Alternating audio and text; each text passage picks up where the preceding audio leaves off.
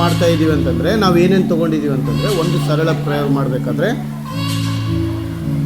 ಪ್ರಯೋಗ ಮಾಡಬೇಕಾದ್ರೆ ಏನೇನು ತೊಗೋಬೇಕು ಅಂತಂದರೆ ಒಂದು ಬೀಕರು, ಒಂದು ಸ್ಟ್ಯಾಂಡು, ಒಂದು ಮಧ್ಯಸಾರ ದೀಪ.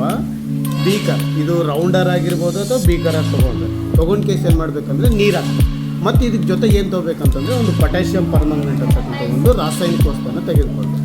ಯಾಕೆ ಅಂತಂದರೆ ಯಾವ ರೀತಿಯಾಗಿ ಫ್ಲಾಸ್ಕಲ್ಲಿ ಇದಾಗುತ್ತೆ ಅನ್ನೋದನ್ನು ಗೊತ್ತಾಗಬೇಕಲ್ವ ನಿಮಗೆ. ಗೊತ್ತಾಗೋಕ್ಕೋಸ್ಕರ ನಾವು ಪೊಟ್ಯಾಷಿಯಂ ಪರ್ಮಂಗನೇಟನ್ನು ತೆಗೆದುಕೊಳ್ಬೇಕು. ಏನಾಗ್ತಾ ಇದೆ ಅಂತಂದಾಗ ಉಷ್ಣ ಸಂವಹನ ಯಾವ ರೀತಿ ಆಗುತ್ತೆ ಅಂತ ಕೇಳಿದಾಗ, ನಾವು ಈ ನೀರು ಹಾಕಿದ ಸಂದರ್ಭದಲ್ಲಿ ಏನಾಗುತ್ತೆ ಅಂತ ಕೇಳಿದರೆ, ಬೆಂಕಿಯ ಜ್ವಾಲೆಯಲ್ಲಿ ಇಟ್ಟಿರ್ತಕ್ಕಂಥ ನೀರಿನ ಅಣುಗಳು ಏನಾಗುತ್ತೆ ಬಿಸಿ ಆಗುತ್ತೆ. ಬಿಸಿ ಆದಾಗ ಅದು ಮೇಲೆ ಇರುತ್ತೆ, ಏನಾಗುತ್ತೆ ಮೇಲೆ ತಣ್ಣನೆ ಇರ್ತಕ್ಕಂಥ ಬಿಸಿ ನೀರಿನ ಅಣುಗಳು ಕೆಳಗಡೆ ಬೆಂಕಿಯ ಜ್ವಾಲೆ ಕಡೆಗೆ ಬರುತ್ತೆ. ಈ ಪ್ರಕ್ರಿಯೆ ಹಿಂಗೆ ಮುಂದುವರಿಯುತ್ತೆ. ಅದು ಬಿಸಿ ಆಗುತ್ತಲ್ಲ, ಈ ಪ್ರಕ್ರಿಯೆ ಮುಂದುವರಿದಾಗ ಹೆಂಗೆ ಉಷ್ಣ ಪ್ರಸಾರ ಆಗುತ್ತೆ, ಹಂಗೆ ಅದೇನಾಗುತ್ತೆ ಮೇಲೆ ಕೆಳಗೆ ಹಂಗೆ ರೌಂಡ್. ಯಾಕೆ ಹಂಗೆ ಮೇಲೆ ಕೆಳಗೆ ಆಗುತ್ತೆ ಅಂತಂದರೆ, ಬಿಸಿಯಾಗಿರ್ತಕ್ಕಂಥ ನೀರಿನ ಅಣುಗಳು ಹಗುರಾಗುತ್ತೆ, ಅದು ಮೇಲೆ ಹೋಗುತ್ತೆ.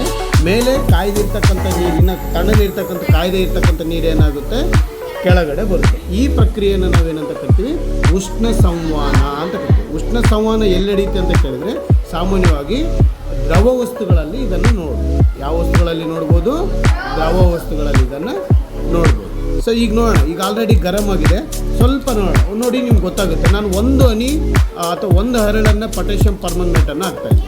ಸೊ ನೋಡಿ ಏನಾಗುತ್ತೆ ಅಂತ ಕೇಳಿಕೊಂಡಾಗ, ಈಗ ಇಲ್ಲಿ ಏನಾಗುತ್ತೆ, ಬಿಸಿಯಾದ ಸಂದರ್ಭದಲ್ಲಿ ಈ ಕಲರ್ ಯಾವುದಿದೆ ಕಲರ್ ಚೇಂಜ್ ಆಗುತ್ತೆ. ನೋಡಿ ಏನಾಗುತ್ತೆ, ಅಬ್ಸರ್ವ್ ಮಾಡಿ ಹೆಂಗೆ ನೀರಿನ ಅಣುಗಳು ಮೇಲೆ ಹೋಗುತ್ತೆ ಅನ್ನೋದನ್ನು ಇಲ್ಲಿ ನಿಮ್ಗೆ ಗೊತ್ತಾಗುತ್ತೆ.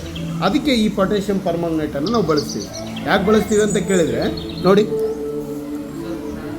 ಹೊಂಟದ ನೋಡಿ ಕೆಳಗಡೆ ನೋಡಿ, ಹೌದಾ ಇಲ್ಲ?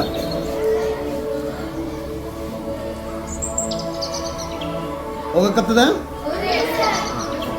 ಯಾಕೆ ಮೇಲೆ ಹೋಗುತ್ತೆ ಅಂತ ಕೇಳಿದರೆ, ನೋಡಿ